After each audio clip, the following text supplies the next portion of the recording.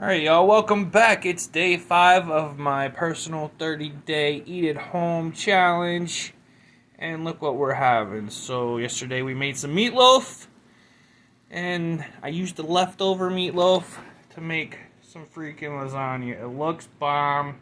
Smells bomb. Can you hear it? Shh, be quiet. Can you hear it? It sounds bomb. Awesome. So yeah, that's what I'm about to eat. That's what I'm about to mukbang. Hope you guys are having something yummy.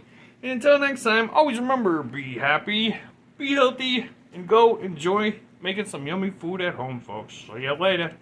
Bye.